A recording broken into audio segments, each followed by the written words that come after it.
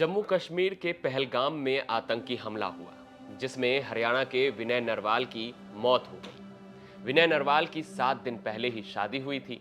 शादी के बाद हनीमून पर विनय अपनी पत्नी के साथ पहलगाम गए थे। नमस्कार, मैं हूं आशीष कुमार झा और आप देख रहे हैं हरियाणा तक का ये खास शो क्राइम स्टोरी। मैं भेलपूरी खा रही थी, मेरा पति साइड में था। एक इंसान आया, उसने उसको गोली मार दी।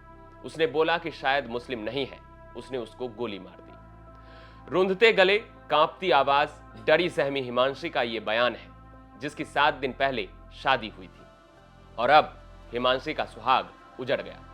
पहलगाम में आतंकियों ने हिमांशी से उसका विनय छीन लिया। शादी के बाद विनय और हिमांशी जम्मू कश्मीर घूमने गए थे। विनय नरवाल मूल रूप से करनाल के भूसली गांव के रहने वाले हैं, लेकिन पिछले 15 सालों से उनका परिवार करनाल के सेक्टर 7 में रह रहा है। विनय के परिवार में दादा दादी, मम्मी पापा और एक छोटी बहन है जो कि दिल्ली में सिविल सर्विसेज की तैयारी कर रही है। विनय के दादा पहले बीएसएफ में थे, जो बाद में रिटायर होने के बाद हरियाणा पुलिस में भर्ती हुए और अब पुलिस से भी रिटायर्ड हो चुके हैं। तो वही विनय के पिता कस्टम विभाग में सुपरिंटेंडेंट के पद पर है। विनय ने स्कूली शिक्षा करनाल के संत कबीर स्कूल से ली, जिसके बाद उन्होंने बीटेक की पढ़ाई दिल्ली से की। विनय के नाना के भाई भी आर्मी में थे और उनके दादा खुद बीएसएफ में थे। बैकग्राउंड आर्मी से जुड़ा था, तो विनय का लगाव भी आर्मी से ज्यादा था। लिहाजा आर्मी में शामिल होने की चाहत के साथ विनय ने सीडीएस की तैयारी की, लेकिन उसमें उन्हें सफलता नहीं मिली। जिसके बाद उन्होंने एसएसबी की तैयारी शुरू की और लगभग 3 साल पहले विनय का चयन नेवी में हो गया। वर्तमान में विनय केरल के कोच्चि में ड्यूटी पर तैनात थे। 2 महीने पहले विनय की शादी गुरुग्राम की रहने वाली हिमांशी से तय हुई थी। हिमांशी पीएचडी कर रही हैं और साथ में बच्चों को ऑनलाइन पढ़ाती भी हैं। हिमांशी के पिता गुरुग्राम में ही एक्साइज एंड टैक्सेशन ऑफिसर हैं। शादी के लिए विनय 28 मार्च को छुट्टी पर घर आए थे, जिसके बाद 4 अप्रैल को विनय और हिमांशी की सगाई हुई। मसूरी में दोनों की डेस्टिनेशन वेडिंग 16 अप्रैल को हुई और फिर 19 अप्रैल को करनाल में रिसेप्शन पार्टी का आयोजन किया गया। रिसेप्शन के अगले ही दिन विनय अपनी पत्नी हिमांशी के साथ अपने ससुराल गुरुग्राम गए, जहां से 21 अप्रैल को फ्लाइट से जम्मू कश्मीर गए। बता दें कि विनय और हिमांशी हनीमून के लिए यूरोप जाने वाले थे, लेकिन उनको वीजा नहीं मिला, जिसके कारण वो जम्मू कश्मीर चले गए। इस दौरान जब दोनों पति पत्नी जम्मू कश्मीर में 22 अप्रैल को खाना खाने के बाद घूम रहे थे, तो इसी दौरान आतंकवादियों ने हमला कर दिया। हमले में विनय नरवाल को गोली लगी, जिसमें उनकी जान चली गई। आतंकी हमला होने के बाद से हिमांशी का एक वीडियो वायरल हो रहा है, जिसमें हिमांशी हमले के बारे में बताती हैं कि कैसे आतंकी आए और विनय को गोली मारकर चले गए। क्या बोलते भेलपूरी खा रही थी, मेरा पति साइड में था, एक इंसान आया, उसने उसको गोली मार दी। यहाँ पे उसने बोला कि शायद मुस्लिम नहीं है, उसने उसको गोली मार दी। क्या बोलते भेलपूरी खा रही थी, मेरा पति साइड में था, एक इंसान आया, उसने उसको गोली मार दी। यहाँ पे उसने बोला कि शायद मुस्लिम नहीं है, उसने उसको गोली मार दी। क्या बोलते भेलपूरी खा रही थी, मेरा पति साइड में था, एक इंसान आया, उसने उसको गोली मार दी। यहाँ पे उसने बोला कि शायद मुस्लिम नहीं है, उसने उसको गोली मार दी। नहीं। अब आप इस तस्वीर को देखिए, जिसमें हिमांशी विनय के शव के पास लाचार और बेबस बैठी हुई हैं। इस तस्वीर के खींचे जाने से चंद मिनट पहले तक हिमांशी और विनय की जिंदगी में सब कुछ सही चल रहा था, लेकिन चंद मिनट में ही जिंदगी ने ऐसी करवट ली जिसके बारे में किसी ने सोचा भी नहीं होगा। विनय के दादा हवा सिंह ने हमारे सहयोगी असीम बस्सी से बातचीत में सरकार से इसका बदला लेने की अपील की है।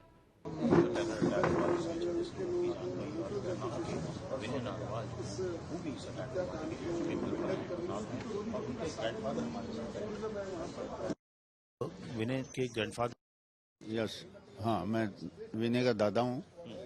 तो थोड़ा बताएंगे भी विनय नेवी में कब भर्ती हुए थे और कब गए थे घूमने? नेवी के अंदर जब भर्ती हुए लगभग तीन साल हो गए। डेट तो मुझे इस टाइम याद नहीं है, फिक्स डेट तो, लेकिन 3 साल हो गए उसको। और अभी घूमने गए थे 21 तारीख को। 16 तारीख को शादी हुई थी उसकी मंसूरी के अंदर, डेस्टिनेशन शादी थी, और 19 तारीख को रिसेप्शन थी यहीं करनाल में, और 21 तारीख को फिर वो हनीमून के लिए निकल गए थे। 22 तारीख को ये हादसा हुआ जिसमें उनकी मौत हो गई है। तो यही है। आपको कैसे पता लगा इस घटना के बारे में, जो टेरर अटैक हुआ और उसमें उनकी जान चली गई, आपको कैसे पता लगा परिवार को? उसके जो लड़की थी, हमारी बहू थी, जो पोत बहू, वो साथ थी उसके। उसने ये देखा, उसने अपने घर फोन किया अपने पिताजी के पास कि ऐसे ऐसे हो गए। उन्होंने फोन किया मेरे पास, कहने लगे भाई ऐसे ये बात हो गई है। मैंने बेटे को बताया, बेटा उस टाइम सो रहा था, मैंने उठाया उसको और उनको बताया, और उन्होंने कहा भाई मैंने सीट बुक करा दी है और फटाफट आ जाओ। तो यहाँ से वो दिल्ली चले गए, दिल्ली से जहाज पकड़ के श्रीनगर पहुंच गया, आगे का मुझे पता नहीं है। तो और कितने भाई बहन हैं विनय के? विनय अकेला था, उसकी एक उससे सिस्टर है छोटी, 2 ही बच्चे थे उस पर, मेरे बेटे के ऊपर से 2 हैं, 2 बेटे बच्चे थे, एक लड़का एक लड़की। परिवार के लिए तो बड़ा मुश्किलों का पहाड़ हुआ, अभी खुशी मना के हटे। हाँ जी, इससे फालतू और पहाड़ क्या गिरेगा जी, ये तो बहुत भारी पहाड़ है। वो तो हमें पता है, जैसे बैठे हैं हम यहाँ, बाकी तो कसर तो रही नहीं कुछ। तो वो पहुंच गए हैं, आपके बेटे जो है वहाँ पहुंच गए हैं? बेटे मेरा रात को 8 बजे पहुंच गया था। हाँ, श्रीनगर पहुंच गए थे 8 बजे। तो आज ही लेके आएंगे? उम्मीद की जाती है कि शायद शाम तक आ जाए, क्योंकि उसका पहले पोस्टमार्टम होना है।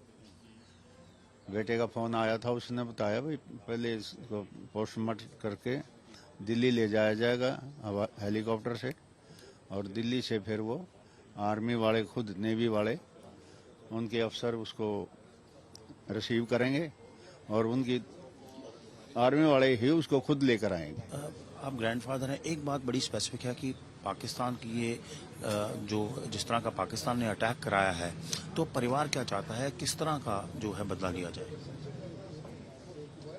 ऐसी ही कार्रवाई पाकिस्तान के साथ की जाए, उनके तो भी इसका बदला लिया जाएगा।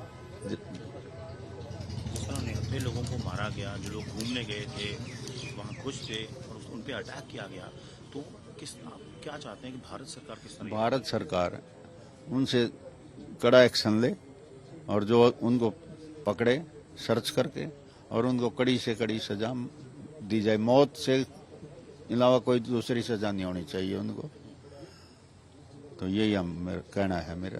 आपके पोते जो विनय हैं, उनकी कहाँ थी पोस्टिंग और कब भर्ती हुए थे? लगभग 3 साल पहले वो भर्ती हुए थे, कोची में अब पोस्टेड हैं। इस टाइम थे वो वहीं से छुट्टी आए थे शादी के लिए। ठीक है, परिवार कुछ दिन पहले खुशियां मना रहा था और अब परिवार का तो बहुत बुरा हाल है। हाँ, बुरा हाल तो ऐसी स्थिति में तो जब होता ही है, जब ऐसे हालात हो जाते हैं तो अपने आप ही बुरा हाल होगा। ठीक है, हाँ, तो ये बस मैं इससे बात हो। प्राइम मिनिस्टर भी अपना दौरा छोड़ के आए, तो प्राइम मिनिस्टर से अपील करेंगे कोई? हाँ, अपील यही है कि भाई वो भी इसके ऊपर कार्रवाई करें, पाकिस्तान के ऊपर कार्रवाई करें, उग्रवाद को खत्म कराएं। यही अपील है।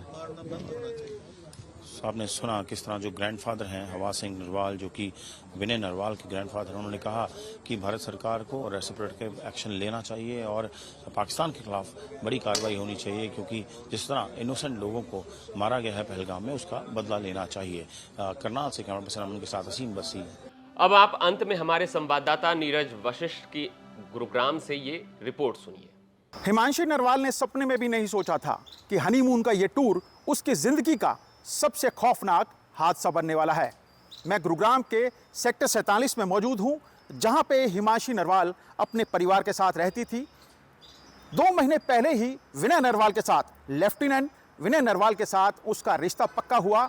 16 अप्रैल को उनकी शादी तय हुई थी, जिसके लिए विनय नरवाल 28 मार्च को छुट्टी पर लौटे थे। इसके बाद शादी की तमाम तैयारियां मुकम्मल तौर पर की जाने लगी। 16 अप्रैल को दोनों परिवार मसूरी में पहुंचे, जहां पे ये डेस्टिनेशन वेडिंग थी। काफ़ी खुशी भरा माहौल था उस दिन, 16 अप्रैल के दिन। इसके बाद ये नवविवाहित जोड़ा करनाल में पहुंचता है। करनाल में इनका रिसेप्शन पार्टी होती है। 21 तारीख को विनय नरवाल, लेफ्टिनेंट विनय नरवाल अपनी धर्म पत्नी हिमांशी नरवाल के साथ इसी घर में पहुंचे थे। 2 घंटे यहाँ पे रुकने के बाद ये नवविवाहित जोड़ा दिल्ली इंटरनेशनल एयरपोर्ट पर पहुंचा, जहां से उन्होंने फ्लाइट लेकर श्रीनगर गए और श्रीनगर के बाद वो पहलगांव में पहुंचे थे। पहलगांव में पहुंचने के बाद काफ़ी खुशी भरा माहौल था, काफ़ी अच्छा वहां का मौसम था। लेकिन अगले दिन जिस जगह पर यह आतंकी हमला हुआ वहां पे ये नवविवाहित जोड़ा पहुंचा था और आतंकवादियों ने उनके नाम और जाति पूछकर फायरिंग शुरू कर दी और इस फायरिंग में लेफ्टिनेंट विनय नरवाल की दर्दनाक मौत हो गई थी। आपने एक वीडियो और भी देखा होगा जिसमें हिमांशी नरवाल पूरी वारदात को कहते हुए साफ तौर से नजर आ रही हैं। हिमांशी नरवाल गुरुग्राम के सेक्टर 47 की रहने वाली थी। 2 महीने पहले ही विनय नरवाल के साथ उसका रिश्ता पक्का हुआ था। हिमांशी नरवाल पीएचडी कर रही थी और ऑनलाइन बच्चों को क्लासेस भी यानी ट्यूशन भी दिया करती थी।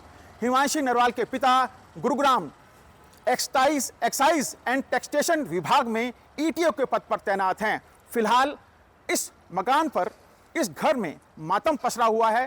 तमाम पारिवारिक लोग पहलगांव में मौजूद हैं और पार्थिव शरीर को वहां से लाने की तैयारी की जा रही है। कैमरामैन प्रवीण कुमार के साथ नीरज वशिष्ठ, गुरुग्राम, हरियाणा तक। आप देख रहे थे क्राइम स्टोरी। आज का ये वीडियो आपको कैसा लगा हमें कमेंट बॉक्स में जरूर बताएं। साथ ही हरियाणा से जुड़ी तमाम खबर देखते रहें हरियाणा तक पर।